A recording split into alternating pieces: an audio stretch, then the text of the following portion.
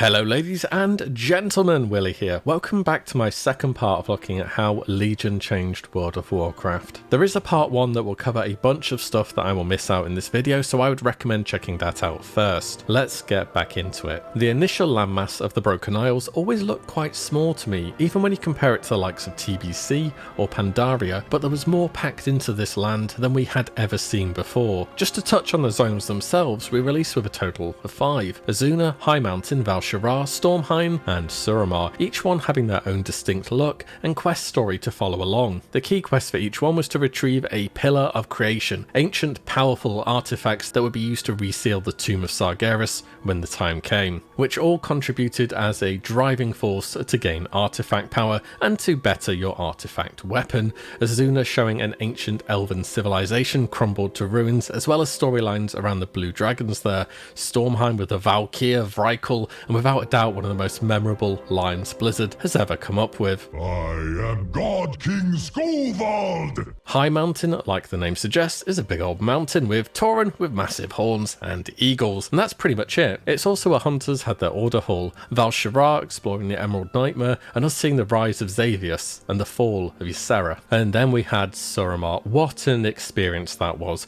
You know, I'm trying to figure out what made it so good. I think it's a combination of many different things coming together. Your first time around it was purely for the story. Sure, it gave some good artifact power gains, and later on you did need at least one person in your raid to have completed that storyline to gain access to the Nighthold to get the meta achievement mount. And if I'm remembering right, you needed to do a certain amount of the story to get access to the Court of Stars and the Archway as dungeons, since they were both mythic only. And there was no flying early on in Legion, which meant you really had to learn to navigate this massive city, and it really felt like a city with different areas, tons of hidden objectives to complete and threats to avoid. Talking of threats, in certain areas it was legitimately dangerous for you to mess up and start chain pulling mobs. You could actually die fairly easily in the open world. This hadn't been a thing since, I'm not even sure, years and years at least. It was purely an endgame zone. Go there by mistake and you will quickly learn from that mistake. Blizzard made this something to be experienced at endgame as a fully fleshed out storyline and not anything before that. And perhaps the most memorable part of all of Suramar.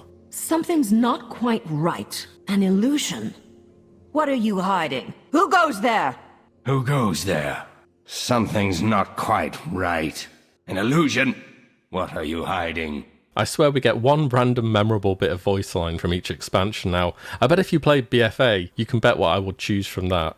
Anyways, back to Suramar. From the soundtrack, the design, the story, it all really made you feel as though you were part of something. Remember how it all started off, that one message from Thalyssra, received by Khadgar. Then you make your way down there, fend off the Withered, as she explains their situation, eventually finding a cave that sets up there as a base. And yes, sure, it was time gated, but with each new stage you felt as though you were actually really working towards taking the city back from the Legion. I know I took a few characters through the entire storyline over the duration of Legion, and I loved it each time round. It's kind of crazy to me that Blizzard hasn't tried to repeat this ever again. I'm not sure how Shadowlands is shaping up in this regard, and I can bet that this was a huge amount of work, but I thought Suramar was one of the best features Legion had easily. I really do miss having a zone just for the story, just to experience it more than anything else. Perhaps it just doesn't fit, so to speak, in every expansion as well. I feel like I could go on and on about this zone and how great it was, but let's move on though to another feature that was unlocked as part of the Suramar storyline. Another completely new thing that was super fun. It was a whole mini game within the actual game, one that had very good rewards both inside and outside of the activity.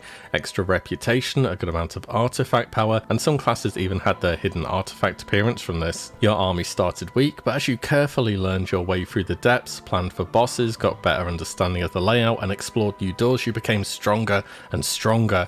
Your goal was to complete a full run with at least some of the Withered left. Your numbers could be reduced to carry out chests outside, which would then contain items that you got at the end of the run. Your army also gradually got better gear over time as you discovered new things within the depths. The main consideration was making sure that your Withered didn't die or just run off. Once again, I always look forward to doing this when it was current content, and just gave me one more thing to consider doing now and again. Like much of the great content from Legion, it was made better by your preparation and skill as a player, and it was just fun to do and learn. Even later on in the expansion, Legion had several huge new zones to add, being the Broken Shore when we took on the Tomb of Sargeras. It was at this point I believe that the Pathfinder achievement was completable and we could fly once again, having completed that meta achievement, just as it was from Warlords of Draenor really. However, with this new achievement, each and every new class got a mount to go along with it. The theme of class identity was so well done in Legion, and this was just another part of it. I quite like how each one had some kind of special animation to call it as well. Finally, when we thought beating Kil'jaeden was job done on the Broken Isles, Illidan, the absolute madman, throws us the curviest of curveballs and brings Argus close to Azeroth, and we set course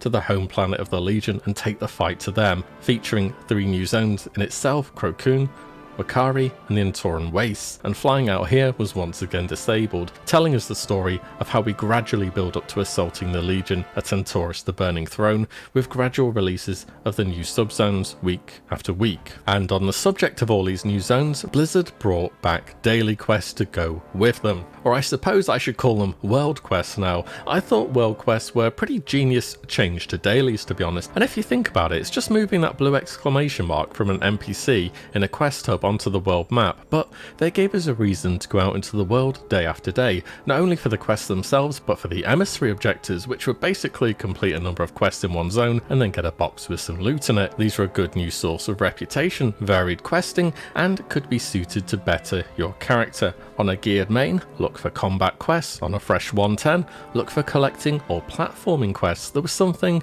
for everyone, and there were some bad quests in there too. Remember that Mana Saber quest for the Kirin Tor? Yeah, I always gave that one a miss if I could. Back in Legion, I never minded world quests too much, to be honest, and they kept them relevant by increasing the reward scheme as each subsequent patch was released. But there wasn't a mountain of daily or weekly content to stay on top of at this point. There was just a lot of different stuff to put your time into, which could suit your preference a bit more as a player. Speaking of other new content, the Brawlers Guild also returned. It had been missing since Mists of Pandaria, and whilst it was good, I think they held back on it a bit. For some reason, Blizzard seemed to be very reluctant to actually make it difficult again as it was in the past, which always seemed kind of strange to me, because it's the kind of thing that in time you will either learn the fights and outskill it, or plain just outgear it and be able to complete it before the bosses do any actual mechanics that are dangerous. You know what Blizzard didn't hold back on though? The Mage Tower. Brought into the game as part of 7.2 and the Broken Shore, this was available every so often on a rotation of different structures that gave various different bonuses, like legendary follower gear, a free extra roll token, and so on. You needed nether shards to enter the tower, which were gained throughout the Broken Shore and doing objectives there. Anyone remember those nether shard farming groups early on? They're using those items that spawned those demon portals. Those were pretty fun while it lasted. The reward was simple, a unique appearance for your artifact weapon, except early on the Mage Tower was legitimately very difficult. Seeing somebody with the Mage Tower appearance in week 1, you knew they were the real deal. Fine, some of them were a bit easier than others, but some were extremely difficult, like Shadow Priest or Prop Paladin ones come to mind. But in time, with more and more gear, it became easier and more accessible for many players. Early on, the hardcore crowd got to show it off, and in time everybody gets their collectible appearance. Amazing. And on top of this, it was totally optional. There was no reason to do it beyond how the items themselves looked, and yet it was held in such high regard by a vast amount of players. That's the kind of content any game should drive for. Content where the activity itself is the main reward. Nothing to do with min-max or performance or grinding. You just want to look cool. The Mage Tower was a fantastic addition to the game. You know what else was out there in the open world? The Secrets of Legion, another great addition that just made you discover something cool in the open world. Okay, fine, nobody really did all of this solo, I don't think. In fact, we really have the Secret Finder Discord to thank for unraveling some of these mysteries, but some of them were in there from day one, and people didn't even realise they were there for months and months. This was some extra content that both blew your mind that anybody was able to figure this out, and also just impressed you at how incredibly well hidden some things are in plain sight. Think about the Fathom Umdella quest, you have to click all of those little orbs in the correct order, by the way. You can't just do it any way you want. The Lucid Nightmare with the equally nightmarish labyrinth that took hours and hours to solve. Not forgetting the hidden pets too, like the Sundata hatchling in a cave that was just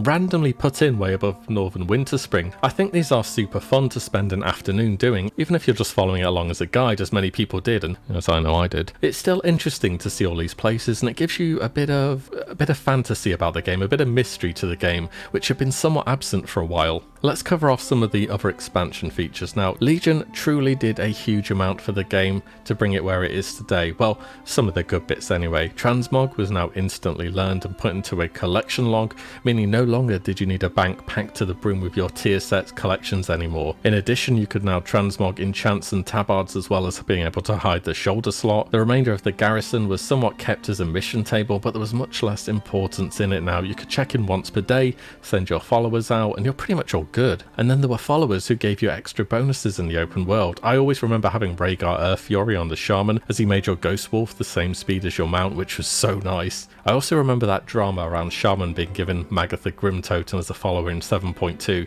You know, the whole Kern killing thing was a bit of an issue. Oh, and now I look at the followers, I once again have the voice of Thistly Crow burned into my memory. I didn't even play Druid that much, but I remember this all too well. I'm sorry for making you hear this again. I'm feeling stabby. Check out these claws. Let me at 'em.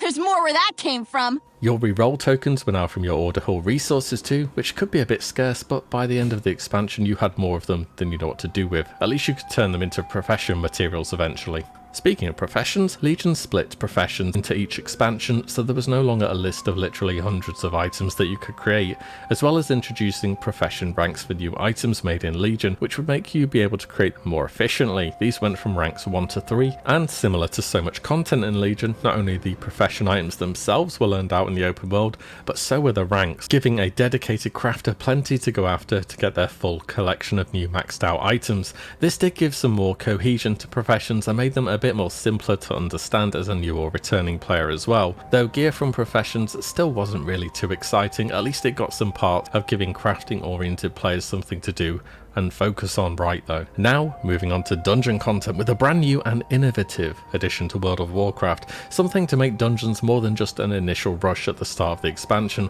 or just something you did for your Valor cap. As any player from Blizzard Games can tell, there is some heavy influence from Diablo's affix system in place throughout the game now. This basically means that certain enemies have a selection of extra effects designed to make them an extra challenge, and that's exactly how it would work in WoW too, except in WoW we would have a rotation of affixes that changed each week, and they were never totally random. So Mythic Plus was a little bit different in Legion, though I'm fully prepared to say for a first iteration, Blizzard got the vast majority of it correct from the get-go, which has no doubt led to it more and more becoming its own form of endgame content for certain players. Initially there were 3 affixes per week, a combination of 2 at key levels 4 and 7, so for example Volcanic and Sanguine or Raging and Necrotic. At key level 10 you got Tyrannical or Fortified, which would make either bosses or trash respectively have far more HP and do far more damage. This meant that many groups would be kind of chill until key level 10, and then suddenly everything got way harder, as mechanics that were fairly dangerous now just outright one-shot you. Eventually the Tyrannical and Fortified scaling were factored in as early as key level 2, so the difficulty curve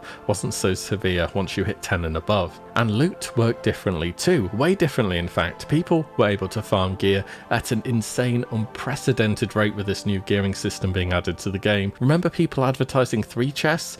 This is where it all began. Beating a keystone within a certain percentage of the entire timer would give you extra rewards in the chest at the end. Doing it really fast got you 2, and doing it super fast got you 3 items per run guaranteed. People were able to power grind themselves to tears at the start of the expansion through countless Mythic Plus dungeons and gain an insane level of gear compared to where Blizzard expected them to be.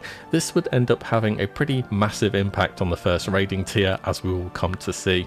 Not only this, but early on in the expansion, Mythic Plus was easily the best source of artifact power that you could get your hands on, and given that there was a grace period before Mythic raids open, you can bet that people went hardcore into this grind, more hardcore than they had invested into this game for years. At the top end, Legion was devastating to compete in given the sheer time investment it required. People wanted those first few golden traits and artifact weapons, and rightly so. Many of them gave massive performance bonuses, and given that there were no restrictions restrictions in how many Mythic Plus dungeons you could run per day, well, people went absolutely crazy with it.